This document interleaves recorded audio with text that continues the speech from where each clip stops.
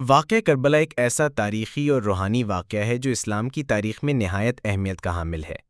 یہ واقعہ 10 محرم 61 ہجری بمطابق 10 اکتوبر 680 عیسوی کو عراق کے میدان کربلا میں پیش آیا۔ اس میں نواسۂ رسول حضرت امام حسین علیہ السلام اور ان کے اہل بیت و اصحاب نے یزید بن معاویہ کی بیعت سے انکار کرتے ہوئے حق و باطل کے درمیان ایک لازوال قربانی پیش کی۔ اس واقعے نے نہ صرف اسلامی دنیا کو جھنجھوڑا بلکہ ظلم کے خلاف کھڑے ہونے کی ایک ابدی مثال بھی قائم کی۔ ذیل میں واقعہ کربلا کا خلاصہ تقریباً 3000 الفاظ پر مشتمل بیان کیا جا رہا ہے۔ ابتدائی حالات: حضرت امام حسین علیہ السلام نبی کریم صلی اللہ علیہ وآلہ وسلم کے نواسے تھے۔ آپ کے والد حضرت علی علیہ السلام خلیفہ راشد اور آپ کی والدہ حضرت فاطمۃ الزہرا سلام اللہ علیہا تھیں۔ رسول اللہ کو آپ سے بے حد محبت تھی اور فرمایا تھا، حسین منی وانا من الحسین، یعنی حسین مجھ سے ہے اور میں حسین سے ہوں۔ سن 60 ہجری میں یزید بن معاویہ نے خلافت پر قبضہ کر لیا۔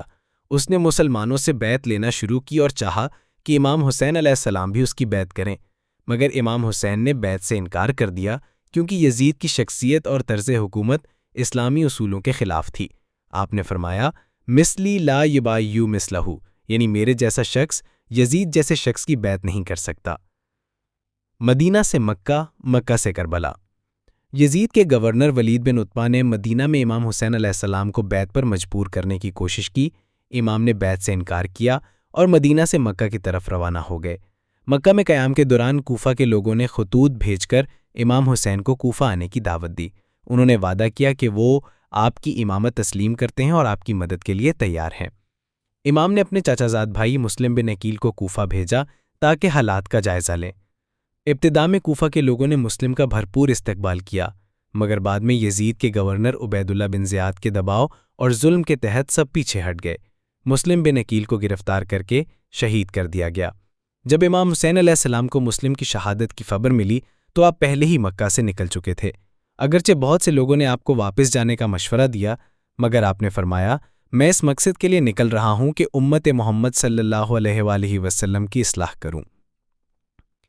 کربلا کی طرف سفر۔ امام حسین علیہ السلام نے اپنے خاندان کے افراد، اصحاب اور بچوں کے ساتھ کوفہ کی طرف سفر کیا۔ راستے میں مختلف مقامات پر قاصدوں اور مسافروں نے کوفہ کی صورتحال سے آگاہ کیا، مگر آپ نے اپنا سفر جاری رکھا۔ 2 محرم الحرم 61 ہجری امام حسین علیہ السلام کا قافلہ کربلا کے میدان میں پہنچا، جہاں یزیدی لشکر نے انہیں روک دیا اور کہا کہ یا تو یزید کی بیعت کریں یا جنگ کے لیے تیار ہو جائیں۔ امام نے نہایت صبر و حکمت سے جواب دیا اور بیعت سے انکار کر دیا۔ محاصرہ اور پانی کی بندش۔ کربلا میں امام حسین اور ان کے ساتھیوں کا محاصرہ کر لیا گیا۔ 7 محرم کو یزیدی فوج نے دریائے فرات کا پانی بند کر دیا۔ امام کے خیمے پیاس سے تڑپنے لگے، مگر آپ نے صبر و استقامت سے کام لیا۔ آپ کے بھائی حضرت عباس علمدار کئی بار پانی لینے گئے، لیکن دشمنوں نے راستہ روکا۔ حضرت علی اصغر اہم، امام حسین کے 6 ماہ کے شیرخوار بچے پیاس سے بے حال ہو گئے۔ امام انہیں لے کر میدان میں گئے اور پانی مانگا، مگر دشمنوں نے تیر مار کر علی اصغر کو شہید کر دیا۔ یہ لمحہ کربلا کا سب سے دل دہلا دینے والا منظر تھا۔ شب عاشور۔ 9 محرم کو دشمن نے حملے کا ارادہ کیا تو امام حسین نے 1 رات کی مہلت مانگی تاکہ اپنے رب کی عبادت کر سکیں۔ امام نے رات بھر نماز، تلاوت قرآن اور دعا میں گزاری۔ آپ نے اپنے اصحاب کو اجازت دی کہ چاہیں تو چلے جائیں کیونکہ دشمن صرف انہیں چاہتے ہیں، مگر وفادار ساتھیوں نے کہا، ہم آپ کو تنہا نہیں چھوڑ سکتے، ہمیں 1000 بار بھی قتل کیا جائے تو بھی ہم آپ کا ساتھ نہیں چھوڑیں گے۔